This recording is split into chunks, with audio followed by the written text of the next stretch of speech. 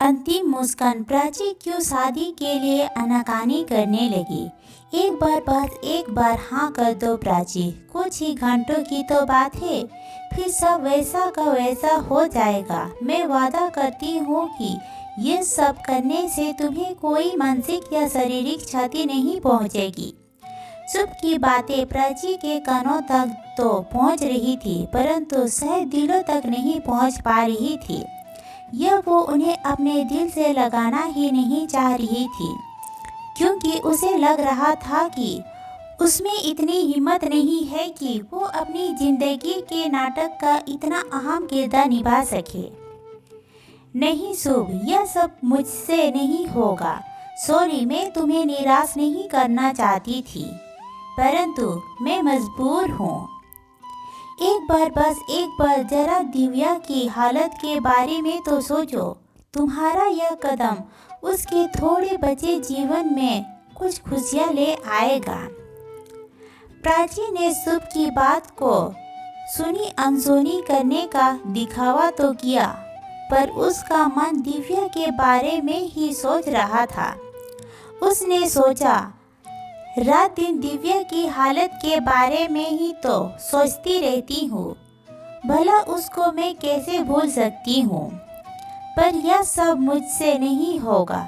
मैं अपनी भावनाओं से अब खिलवाड़ नहीं कर सकती। प्राची को चुप देखकर शुभ निराश मन से वहाँ से चली गई और प्राची फिर से यादों की गहरी धुंध में खो गई। वो दिव्या से पहली बार एक मॉल में मिली थी, जब वे दोनों एक लिफ्ट में अकेले थे और लिफ्ट अटक गई थी। प्राची को छोटी व बंद जगह में फंसने से घबराहट होने की प्रॉब्लम थी और वो लिफ्ट के रुकावटे ही जोर जोर से चीखने लगी थी। तब दिव्या उसकी यह हालत देखकर घबरा गया था और उसे संभालने में लग गया था। खैर, लिफ्ट ने तो कुछ देर बाद काम करना शुरू कर दिया था, परंतु इस घटना ने दिव्या और प्राची को प्यार में बंधन में बांध दिया था। इस मुलाकात के बाद बातचीत और मिलजुलने का सिलसिला चला निकला और कुछ ही दिनों बाद दोनों साथ जीने मरने की कस्में खाने लगे थे। प्राची अक्सर दिव्या के घर भी आती जाती रहती थी और दिव्या के माता पिता और उसके बहन शुभ से भी उसकी अच्छी पड़ती थी। इस बीच मौका पाकर एक दिन दिव्या ने अपने मन की बात सबको कह दी। मैं प्राची के साथ शादी करना चाहता हूँ। किसी ने भी दिव्या की इस बात का विरोध नहीं किया था। सब कुछ अच्छा चल रहा था कि एक दिन अचानक उनकी खुशियों को ग्रहण लगा। माँ, आज भी मेरे पेट में भयंकर दर्द हो रहा है। लगता है अब डॉक्टर के पास जाना ही पड़ेगा, दिव्या ने कहा और वो डॉक्टर के पास जाने के लिए निकल पड़ा। काफ़ी इलाज के बाद भी जब पेट दर्द का यह सिलसिला 1-2 महीने तक लगातार चलता रहा तो कुछ लक्षणों और फिर जांच पड़ताल के आधार पर एक दिन डॉक्टर ने कह दिया, आई एम सॉरी, इन्हें आस्मा का कैंसर है और वो भी अंतिम स्टेज का। अब इनके पास बहुत कम वक्त बचा है, ज़्यादा से ज़्यादा 6 महीने। डॉक्टर के इन ऐलान के साथ ही प्राची और दिव्या के प्रेम का हुंकार फूलने से पहले ही बिखरता दिखाई देने लगा। आंसुओं की अविरल धारा और खामोशी, जब भी दोनों मिलते तो यही मंजार होता। सब खत्म हो गया प्राची, अब तुम्हें मुझसे मिलने नहीं आना चाहिए, एक दिन दिव्या ने प्राची को कह दिया।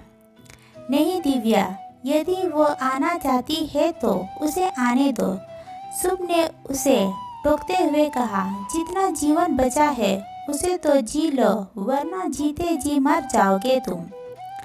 मैं चाहती हूँ इन 6 महीनों में तुम वह सब करो जो तुम्हें करना चाहते थे। जानती हो, ऐसा करने से तुम्हें हर पल मौत का डर नहीं सताएगा।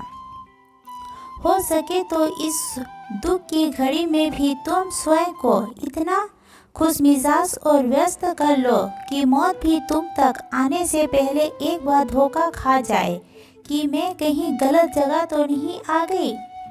जब तक जिंदगी में भरपूर जी लो, हम सब तुम्हारे साथ हैं। हम वादा करते हैं कि हम सब भी तुम्हें तुम्हारी बीमारी की गंभीरता का एहसास तक नहीं होने देंगे। बहन के इस ऐलान के बाद उनके घर का वातावरण आश्चर्यजनक रूप से बदल गया। मातम का स्थान खुशी ने ले लिया था। वे सब मिलकर छोटी खुशी को भी शानदार तरीके से मनाते थे। वो चाहे किसी का जन्मदिन हो या शादी की सालगिरह हो या फिर कोई त्योहार, घर में सदा धूमधाम रहती थी। एक दिन शुभ ने अपनी माँ से कहा, माँ, आपकी इच्छा थी कि अब दिव्या की शादी धूमधाम से करो। दिव्या आपका इकलौता बेटा है। मुझे लगता है कि आपको अपनी यह इच्छा पूरी कर लेनी चाहिए।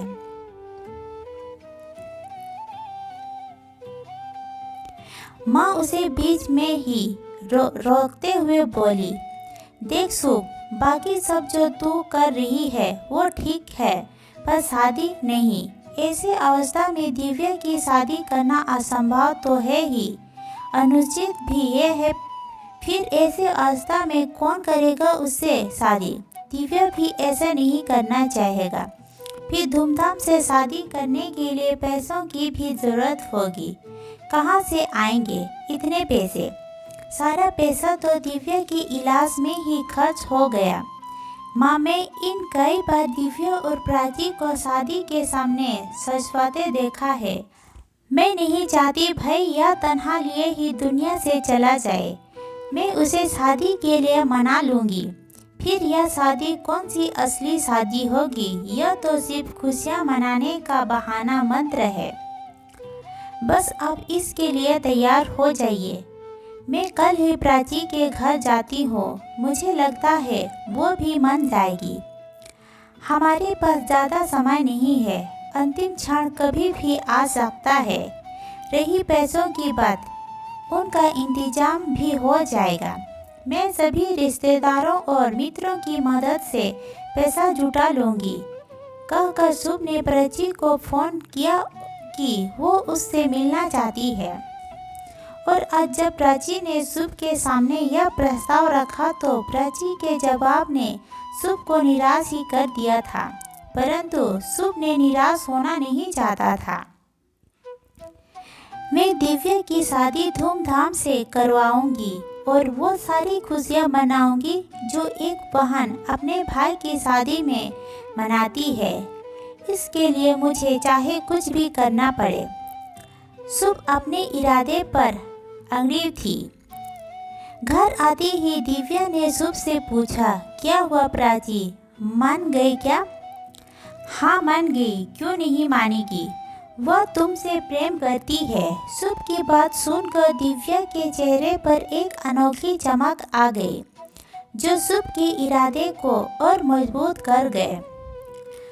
शुभ ने दिव्या की शादी के आयोजन की इच्छा और इसके लिए आर्थिक मदद की ज़रूरत की सूचना सभी सोशल साइट पर पोस्ट कर दी और इस पोस्ट का यह असर हुआ कि जल्द ही उसके पास शादी की तैयारी के लिए पैसा जमा हो गया।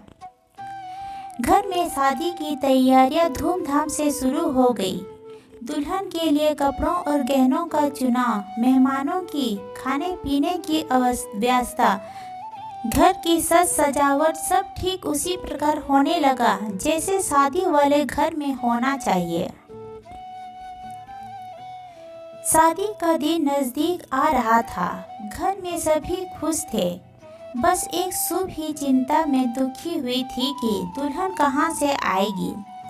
उसने सबसे झूठ ही कह दिया था कि प्राची और उसके घर वाले इस नाटकीय विवाह के लिए राजी हैं।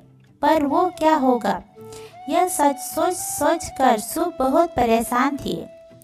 मैं एक बार फिर प्राची से रिक्वेस्ट करती हूँ, शायद वो मान जाए। सोचकर शुभ फिर प्राची के घर पहुँची।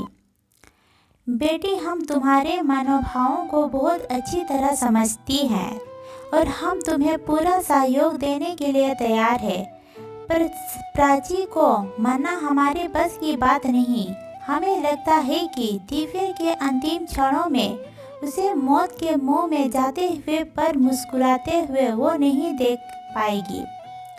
शायद इसीलिए वो तैयार नहीं है। वो बहुत संदेहशील है। प्राची की माँ ने शुभ को समझाते हुए कहा, पर दिव्या, उसका क्या दोष है जो प्रकृति ने उसे इतनी बड़ी सजा दी है।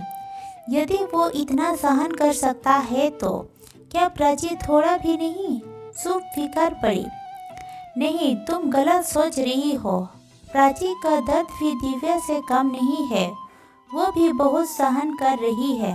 दिव्या तो यह संसार छोड़कर चला जाएगा और उसके साथ साथ उसके दुख भी, परंतु प्राची को तो इस दुख के साथ सारी उम्र जीना है। उसकी हालत तो दिव्या से भी ज़्यादा दयनीय है। ऐसी स्थिति में हम उस पर ज़्यादा दबाव नहीं डाल सकते। फिर हमें समाज का भी ख्याल रखना है। शादी और उसके परंतु बाद ही दिव्या की मृत्यु की छाप भी तो लग जाएगी। प्राची पर किस किस का समझेंगे कि यह एक नाटक था। यह इतना आसान नहीं है जितना तुम समझ रही हो। प्राची की माँ ने शुभ को समझाने की कोशिश की। उस दिन पहली बार शुभ को दिव्या से भी ज़्यादा प्राची पर तरस आया, लेकिन यह उस सावधान नहीं था।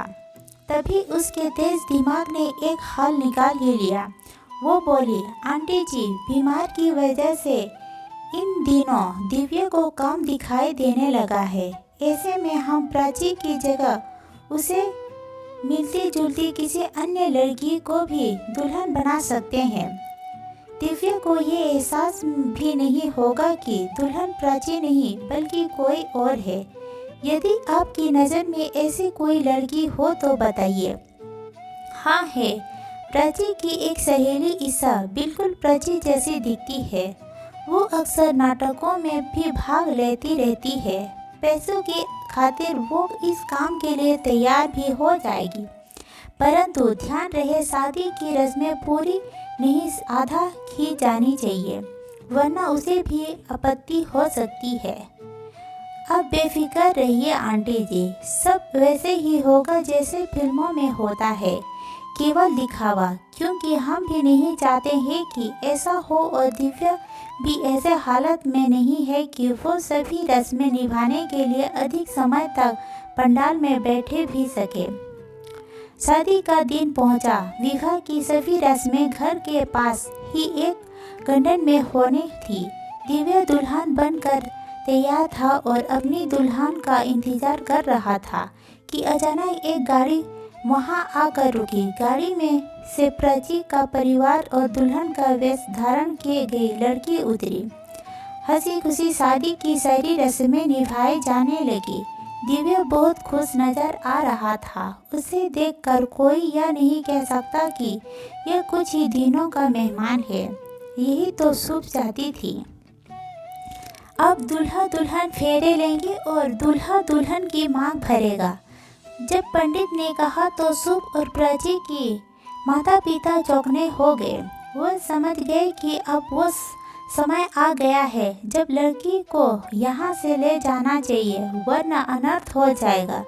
और वे बोले, पंडित जी, दुल्हन का जी घबरा रहा है, पहले वो थोड़ी देर आराम कर ले, फिर रस्में निभा लेगी तो ज़्यादा अच्छा रहेगा। कहकर उन्होंने दुल्हन, जो कि छोटा सा घूंघट ओढ़े हुए थी, को अंदर चलने का इशारा किया। नहीं पंडित जी, मेरी तबीयत इतनी भी खराब नहीं कि रस्में न निभाए जा सके, दुल्हन ने घूंघट उठाते हुए कहा। तो शुभ के साथ साथ प्राची के माता पिता भी चौंक उठे, क्योंकि दुल्हन कोई और नहीं प्राची ही थी।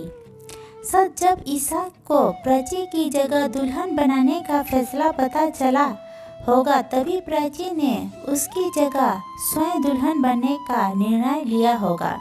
क्योंकि चाहे नाटक में ही दिव्या की दुल्हन बनाने का अधिकार वो किसी और को दे, उस दिल को मजबूर नहीं होगा। आज उसकी आंखों में आंसू नहीं बल्कि उसके होठों पर मुस्कान थी। अपना सारा दर्द समेटकर वो दिव्या की छड़ी खुशियों की भागीदारी बन गई थी। उसे देखकर शुभ की आंखों से खुशी और दुख की मिश्रित आंसू बह निकले।